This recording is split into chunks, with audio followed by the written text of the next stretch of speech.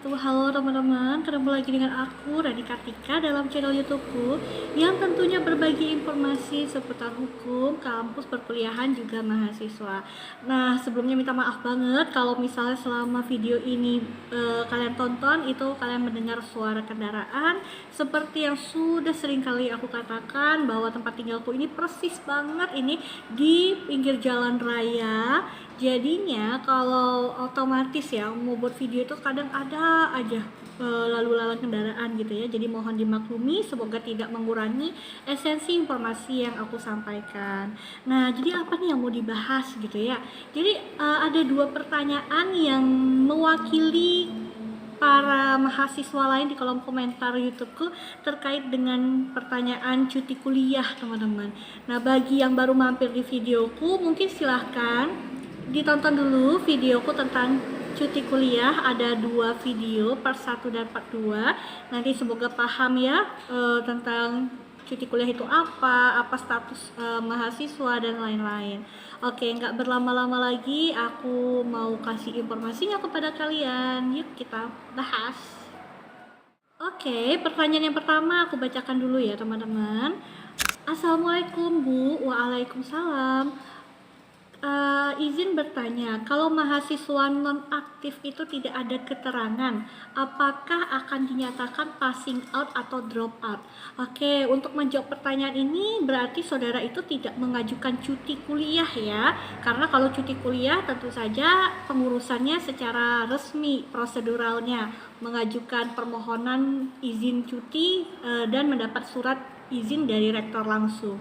Nah, kalau misalnya ini non-aktif, saya sebutkan mungkin saudara dalam satu semester tertentu saudara tidak masuk kuliah, ibarat kata bolos gitu ya. KRS sudah diambil, UKT sudah dibayar, tapi nggak masuk kuliahnya, entah apa alasannya gitu ya. Nah, apakah akan dinyatakan passing out atau drop out? Maka ini tergantung lagi kembali pada kebijakan kampus ya mahasiswa. Misalnya kalau di kampus saya itu ada kebijakan evaluasi mahasiswa 2 semester dan evaluasi 4 semester. Pada 2 semester di awal, jadi semester 1 dan semester 2, sesudahnya itu mahasiswa itu akan dievaluasi, dilihat oleh pihak kampus, pihak fakultas gitu. Apakah bagaimana perkembangan perkuliahan studinya gitu ya. Mana nih yang mahasiswa jarang masuk gitu ya. Nah, itu nanti dievaluasi. Di tahap evaluasi 2 semester itu tidak serta-merta mahasiswa akan di DO teman-teman. Lalu kemudian ada evaluasi 4 semester.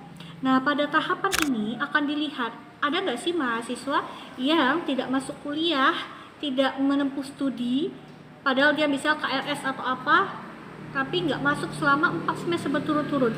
Jika ada, maka nanti kampus akan mengambil kebijakan untuk kemungkinan mahasiswa tersebut di DO. Jadi ini tergantung pada kebijakan kampus kalian.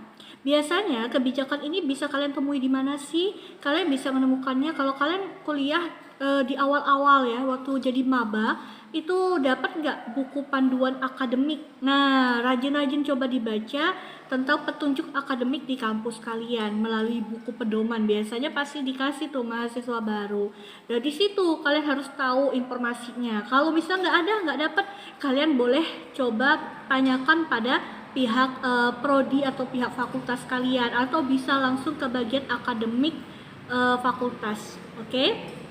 Jadi itu nggak serta-merta dinyatakan DO atau PO, passing out gitu ya, tapi dia bertahap, tapi kembali pada kebijakan kampus. Barangkali, maaf ya kalau berisik ya kendaraan, barangkali kampusnya ada juga mungkin yang langsung DO gitu, DO mahasiswanya. Nah, itu kan kembali lagi ya, sekali lagi ke kebijakan kampus kalian. Kalian harus aktif mencari, menggali informasi terkait dengan studi. Saran saya gitu ya, kalau sudah KRS, UKT sudah dibayar, uang kuliah udah dibayar gitu ya. Nah, kalau bisa usahakanlah masuk kuliah 1 semester itu gitu ya, jangan bolos-bolos, jangan merugikan diri saudara, jangan mengecewakan orang tua saudara gitu ya. usahakan masuk. Kan satu semester itu berapa kali pertemuan sih? 16 kali pertemuan ya. Sebenarnya untuk mata kuliahnya aja 14 kali pertemuan, lalu UTS UAS. Nah, 16 kali pertemuan itu nggak lebih dari 4 bulan teman-teman mahasiswa. Jadi coba deh, jangan bolos-bolos. Kan toh ada juga kesempatan untuk tidak hadir kuliah itu misalnya 3 kali ya, untuk izin sakit atau apapun itu. Jadi tolonglah gitu. Jangan sampai udah ngambil, udah minta uang uang sekolah lagi, uang kuliah ke ortu tapi malah bolos. Jadi bahkan nanti ada juga yang uangnya malah dibuat jajan gitu ya. Jangan sampai begitu ya. Tolong semangat studinya, karena kalau kalian misalnya nggak masuk satu semester udah KRS sebenarnya, nah nanti itu kan pengaruh ke nilai, bisa jadi mata kuliahnya jadinya nilainya E.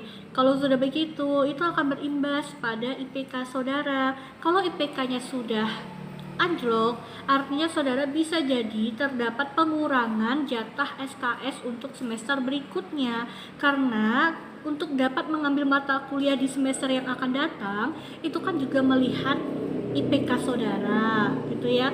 Kalau IPK-nya kurang dari 3, bisa jadi tuh SKS yang dapat diambil itu hanya maksimal 15 SKS misalnya. Padahal SKS itu maksimal bisa 24 loh kalau IPK saudara tinggi. Jadi tolong itu dipertimbangkan, dipikirkan gitu ya. Jangan nggak masuk kuliah. Itu untuk jawaban saya atas pertanyaan yang pertama. Lalu, nah ini juga pertanyaan yang kedua.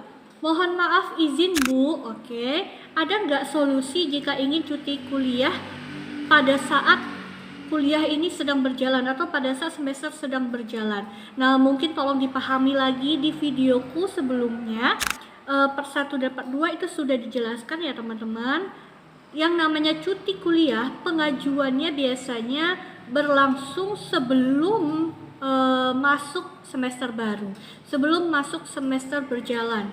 Jadi udah cuti. Kalau lagi udah berjalan begini saudara minta cuti, kemungkinan tidak bisa alias ditolak. Tapi sekali lagi, jika misalnya ragu dengan jawaban saya, saudara pastikan lagi ke bagian akademik kampus saudara. Coba ditanyakan, saudara ingin cuti di tengah semester, boleh enggak, bisa apa enggak. Jadi saudara yang coba aktif menggali informasi. Nah, mungkin segitu aja jawaban dari saya. Semoga dapat membantu lebih lagi terkait informasi cuti kuliah ini gitu ya.